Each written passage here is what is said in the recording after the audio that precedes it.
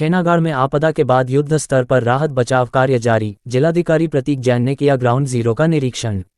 जनपद रुद्रप्रयाग के बसुकेदार क्षेत्र अंतर्गत छेनागाड़ इलाके में 28 अगस्त की रात को आई भीषण दैवीय आपदा के बाद से जिला प्रशासन, आपदा प्रबंधन एजेंसियों और विभिन्न सरकारी विभागों द्वारा राहत और बचाव कार्य युद्ध स्तर पर जारी हैं। आपदा के कारण कई स्थानों पर भारी नुकसान हुआ है, जिसके चलते सड़क मार्ग टूट गए हैं, संचार संपर्क बाधित हुआ है और 8 लोग लापता हुए हैं।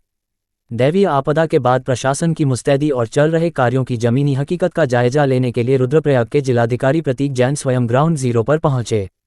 उन्होंने छेनागाड़ क्षेत्र में चल रहे राहत व बचाव अभियानों का निरीक्षण किया और मौके पर कार्यरत एसडीआरएफ, एनडीआरएफ व डीडीआरएफ की टीमों का मनोबल बढ़ाया।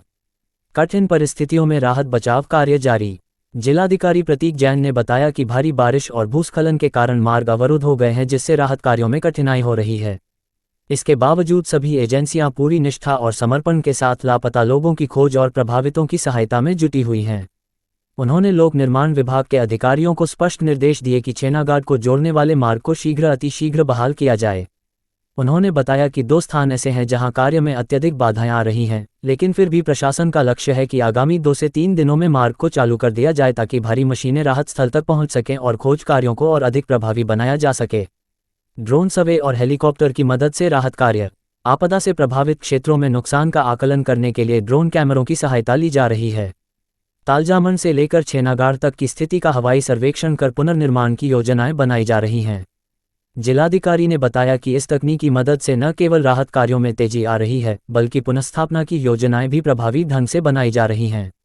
साथ ही प्रभावित लोगों तक जरूरी राहत सामग्री पहुंचाने के लिए हेलीकॉप्टर की मदद भी ली जा रही है।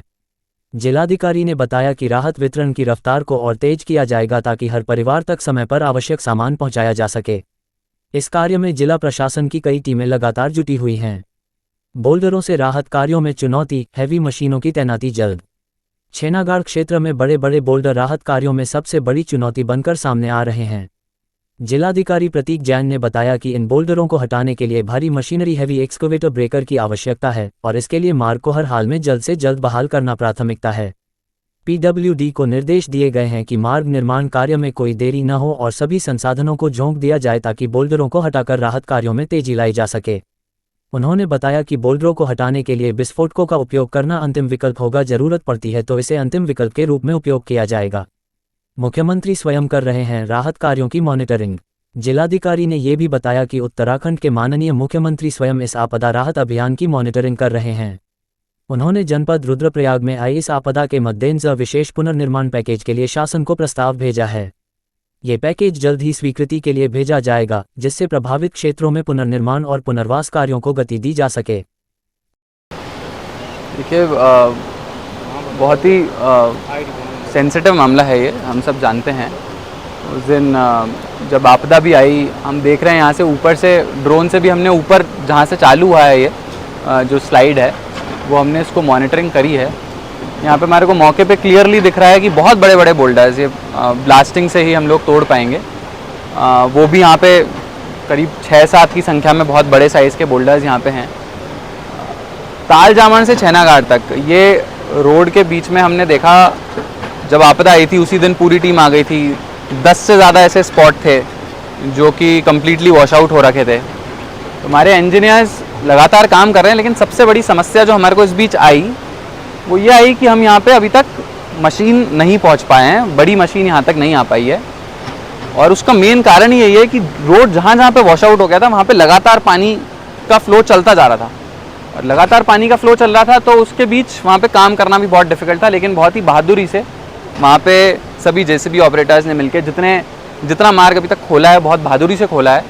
हमारी एसडीआरएफ की टीम, एनडीआरएफ की टीम लोग यहाँ रोज़ यहाँ पे आ रही है, लेकिन आप मौके पे अगर देखेंगे तो बहुत ज़्यादा मलबा आ रखा है। मैन्युअली इसको करना असंभव है। फॉर्चुनेटली हमारे को एक जेसीबी यहाँ पे थोड़ा ऊपर की तरफ थी, वो हमने यहाँ पे स्टेशन कर रखी है। लेकिन इस जेसीबी का एक तो साइज़ छोटा है और अकेली जेसीबी है। यहाँ पे जब ये जेसीबी शुरुआती दिनों में काम कर रही थी तो मलबा इतना ज़्यादा था, मलबे में इतना दलदल था कि जेसीबी भी मलबे के अंदर चल जा रही थी। काम करना बहुत डिफिकल्ट था। जैसे जैसे पानी भी थोड़ा एवेपोरेट हुआ है और धीरे धीरे जेसीबी ने अपना रास्ता बनाया है, तो हमने मलबे का खुदान चालू किया है। अच्छी बात यह है कि अब हमारे को जो यहाँ पे दुकानें थी, कुछ जहाँ पे लोग रहते थे, होटल थे, ढाबे थे, उनके कुछ कुछ पार्ट्स मिलना हमारे को चालू हो गए हैं।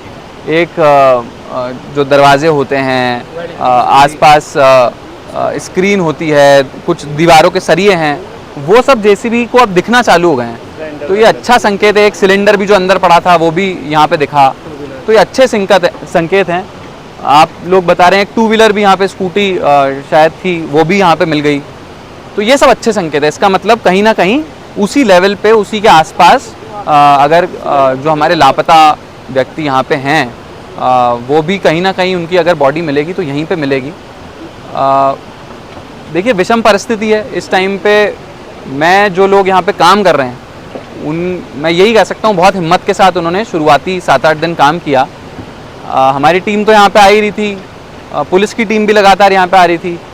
आज ताल जामन क्षेत्र में भारत सरकार से भी टीम आई, निरीक्षण उन्होंने पूरे क्षेत्र का किया है। मेन उद्देश्य यही था कि ढंग से समझें कि पूरे क्षेत्र में जो पूरा वसुधार क्षेत्र है, उछोला से लेकर छैनागाड़ हो गया, ताल जामन, बगड़, तो ये सारी जगह पे इतना सारा जो डैमेज हुआ है उसको खुद भारत सरकार की टीम ने देखा और उद्देश्य यही था कि अब आगे क्या करना है।